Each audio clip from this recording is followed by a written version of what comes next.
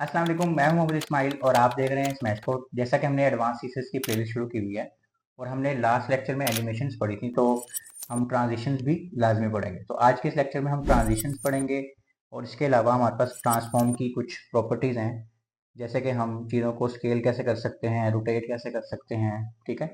Matrix की property में क्या होता है, तो इन सारी चीज़ों से भी हम देखेंगे कि हम कैसे अपनी एनिमेशंस को और डायनामिक बना सकते हैं और अपने पेज को प्रेजेंटेबल बना सकते हैं।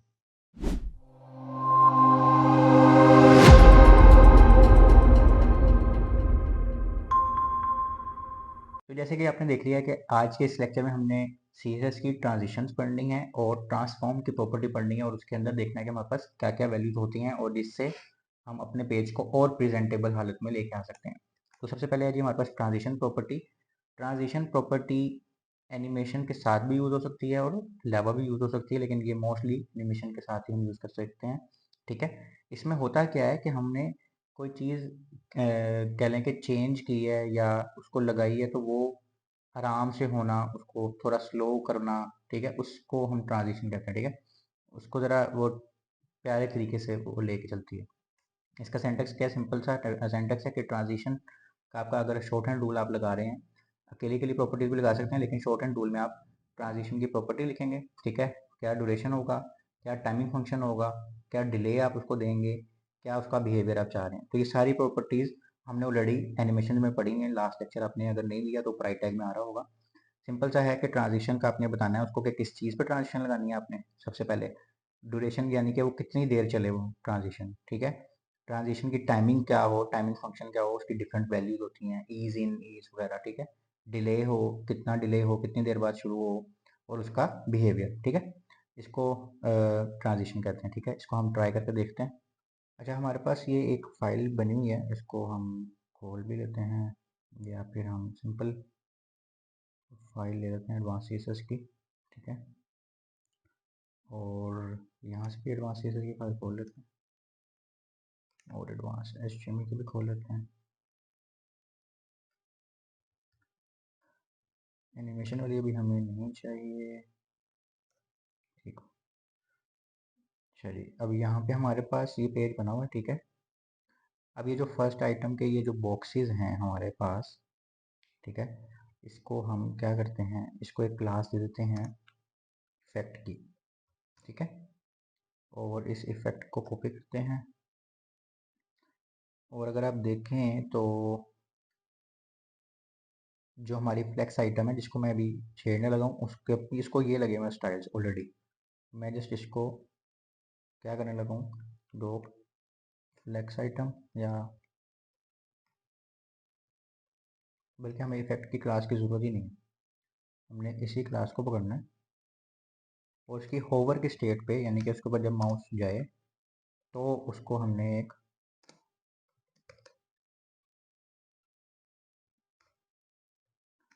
स्टाइल दे देना है और उसके ऊपर हम ट्रांजिशन लगाएंगे, ठीक है।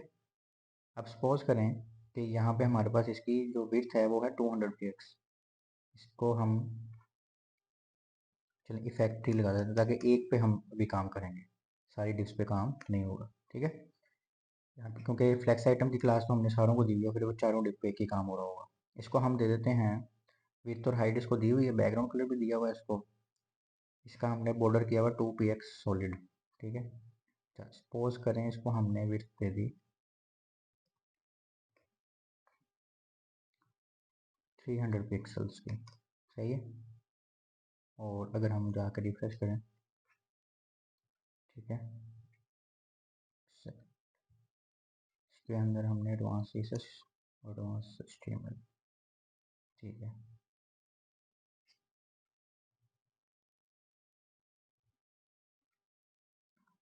को हम यहाँ से कर लेते हैं और इसकी स्पेलिंग चेक कर EFFECT, ठीक है। तो ये हम जब होवर कर रहे हैं तो ये इसकी विड्थ बढ़ रही है, ठीक है।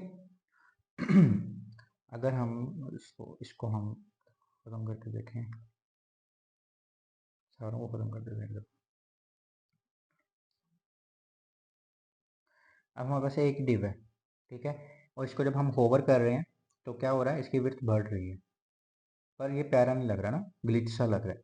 अब इसको ही हम अगर प्यारे तरीके से करना चाहें, उसके लिए ट्रांजिशन यूज होती है। ठीक है, कैसे यूज होती है, आपने यहाँ लिखना है ट्रांजिशन, ठीक है, विथ पे ट्रांजिशन हम देने लगे हैं विथ पे, ठीक है। और इसको हम कहते हैं कि इसका ड्यूरेशन जो है वो 0.5 सेकेंड हो, और ईज का बिहेवियर इस पर लग जाए, ठीक है, जो टाइमिंग फंक्शन हम लगा रहे हैं। रिफ्रेश किया, ये देखें कैसा है। और अगर हम इसका टाइम यानी ड्यूरेशन जो है वो 1 सेकेंड कर दें तो वो और आहिस्ता से होगा, काम वही हो रहा है जो पहले हो रहा था, लेकिन ज़रा आहिस्ता से होगा, समझे। यानी कि हम कर क्या रहे हैं, हमने स्टाइल चेंज करना जरूरी नहीं, आप होवर पे करें, किसी चीज़ पे भी हो सकता है, वो बाय डिफ़ॉल्ट भी हो सकता है, लेकिन वो ट्रांजिशन से होगा, सही है। अगर हम इसको होवर से हटा के चेक कर लेते हैं, नहीं इससे मज़ा नहीं, आपको शायद समझ नहीं आएगी। हो रहा है वो, मतलब हमें स्टेट को चेंज करनी पड़ेगी, कोई फंक्शन चलाना पड़ेगा, उस हिसाब से हो भी जाएगा, ठीक है। लेकिन आपने अगर इसको समझने के लिए हम अगर देखें तो ये देखें, रिफ्रेश किया तो हमारे पास ये थी ट्रांजिशन लगी तो इस तरह हो रहा है। अब वो ट्रांजिशन हम ज़रूरी नहीं है कि होवर पे ही लगा सकते हैं, हम वो किसी भी चीज़ पे लगा सकते हैं, ठीक है। और लोड पे लगा सकते हैं, यानी जब पेज लोड हो रहा है उस पर लगा सकते हैं, ठीक, जावास्क्रिप्ट की मदद से या जैसे भी हम चाहें। लेकिन इसके इसके साथ हम काफ़ी अच्छा यानी कि अपनी एनिमेशन को अच्छा सा परफॉर्म करवा सकते हैं।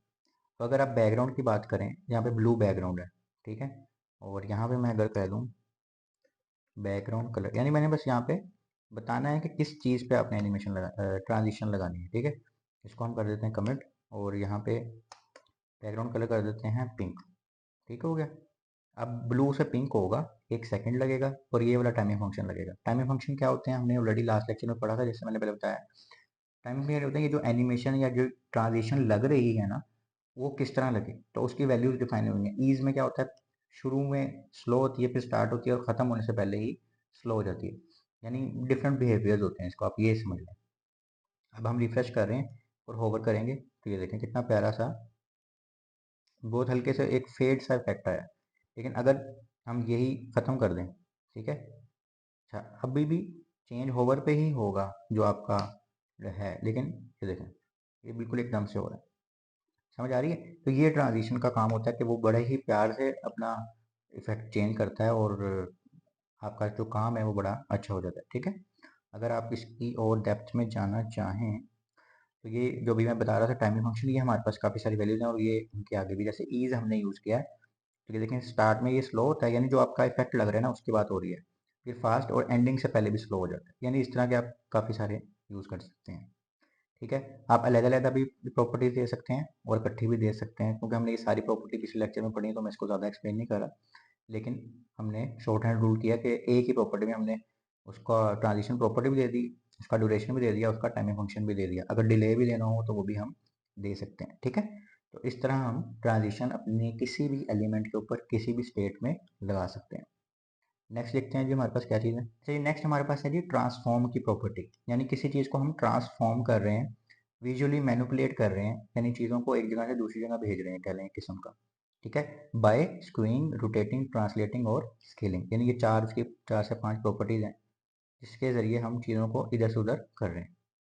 अब अगर हम किसी चीज़ को ट्रांसफॉर्म करना चाहें तो उसकी हमने पहले तो टाइप लिखनी है, यानी कि हम स्केल करना चाह रहे हैं, स्क्यू करना चाह रहे हैं, रोटेट करना चाह रहे हैं, वो एक एक करके भी हम आगे पढ़ेंगे, और फिर उसकी वैल्यू लिखनी है, तो इस तरह आपकी वो चीज़ ट्रांसफॉर्म हो जाएगी, ठीक है। और यहाँ पे वो बता रहे हैं कि टाइप हमने रेफर करनी है ट्रांसफॉर्म फंक्शंस के अंदर, और वैल्यू भी डिफाइन करनी है, जो मैंने अभी बताया आपको। सबसे पहले हम टाइप देख लेते हैं। सबसे पहले हमारे पास टाइप है मूव एलिमेंट्स की, ट्रांसलेट यानी कि एलिमेंट को मूव करने का, रोटेट में स्पिन हो जाता है यानी गोल, स्केल में रीसाइज हो जाते हैं यानी छोटे से बड़ा या बड़े से छोटा, स्क्यू में डिस्टॉर्ट हो जाते हैं, वो मैं आपको करके दिखाता हूँ तो आपको समझ आएगी, और मैट्रिक्स में इन सारों को बस मिला के आपने अगर एक ही एलिमेंट को सब कुछ करना है तो वो आप मैट्रिक्स के टाइप के साथ दे सकते हैं। सबसे पहले हम ट्रांसलेट को देखते हैं, मूव एलिमेंट, ये हमने लास्ट एनिमेशन के लेक्चर में भी किया था, तब आपको मे भी समझना ही हो, लेकिन ये इस लेक्चर में आपको क्लियर हो जाएगा। ट्रांसफॉर्म, ट्रांसलेट, एक्स एक्सिस बताने और वाई, इससे ही समझ आ रही है कि हम चीज़ों को हॉरिजॉन्टली मूव करवा रहे हैं, ठीक है, और एक्स से और वाई से वर्टिकली चीज़ों को मूव, यानी एक चीज़ यहाँ पड़ी है हमने उसको यहाँ भी मूव करना है और थोड़ा सा ऊपर भी करना है, तो हम एक्स में एक्स की वैल्यू दे देंगे, वाई में वाई की वैल्यू दे देंगे। ठीक है, इसको जैसे अगर एक एग्जांपल पे देखें तो यहाँ पे ट्रांसफॉर्म ट्रांसलेट 50px एक्स का और 100px वाई का, तो अगर हम करके देखें तो फिर आपको ज़्यादा समझ आएगी। अच्छा, यहाँ पे जी अब हम इसको वापस से अनकमिट कर देते हैं क्योंकि हमारा काम हो गया है, और हम इस कंटेनर से बाहर अगर आएँ, यहाँ पे हम दो डिव्स बना लेते हैं। ठीक है, फर्स्ट हो गया और सेकंड हो गया। इधर भी लिख देते हैं फर्स्ट और सेकंड। सही है, यहाँ चलते हैं और यहाँ पे हम डॉट फर्स्ट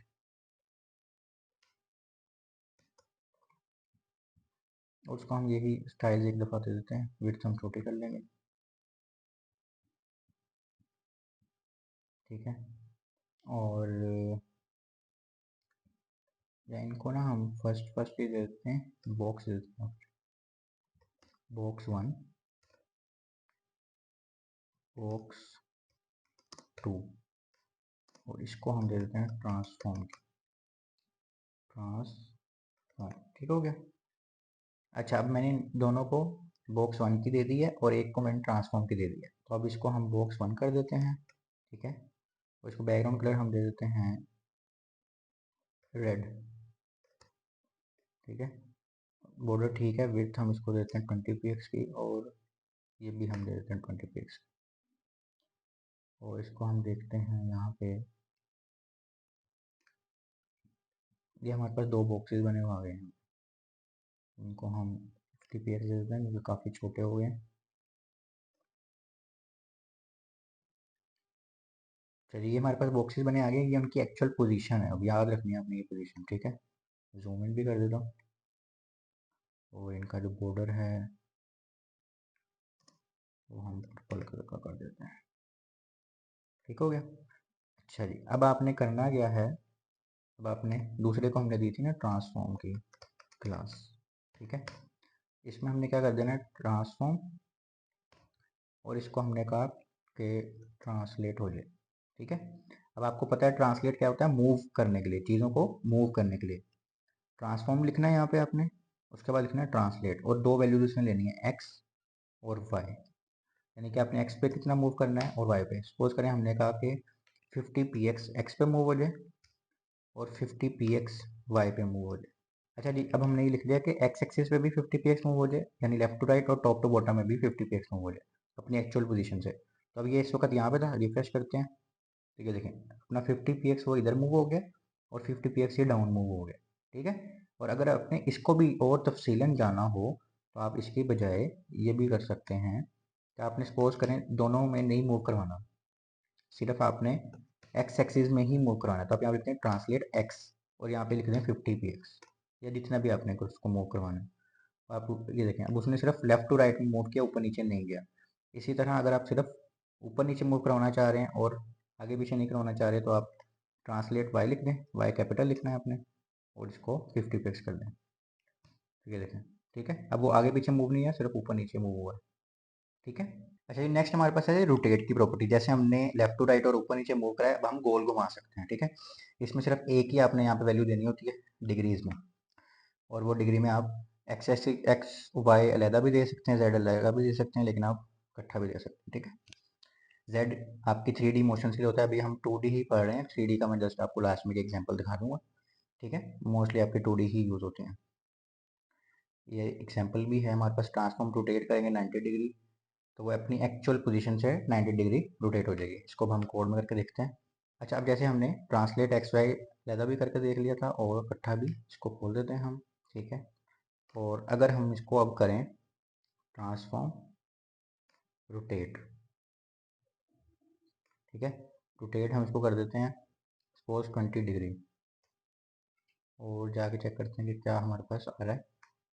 ठीक है, देखिए इसकी ये एक्चुअल पोजीशन है, लेकिन इसको गोल घुमा दिया हमने 20 डिग्री पे। ठीक है, अगर इसको हम 90 डिग्री पे घुमा दें तो ये 90 डिग्री पे हो गया।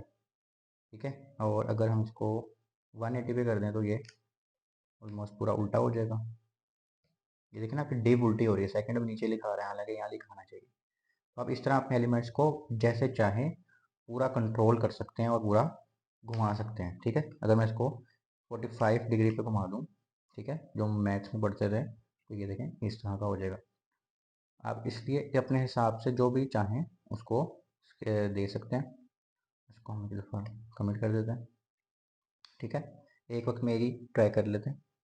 तो इस तरह आप कर सकते हैं, क्योंकि हमने जब इकट्ठे देने हैं ना, वो हम मैं लास्ट में बताऊंगा। अगर आपने ट्रांसफॉर्म को आगे पीछे भी करना है, घुमाना भी है, सारे करने, तो वो आपके लिए एक प्रॉपर्टी ऑलरेडी बनी हुई है, उसमें हम क्या लेंगे, शॉर्ट हैंड रूल बनाओ।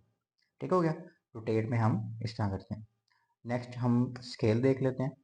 ठीक है, स्केल में क्या होता है, चलें पहले इसकी थ्योरी पढ़ लेते हैं।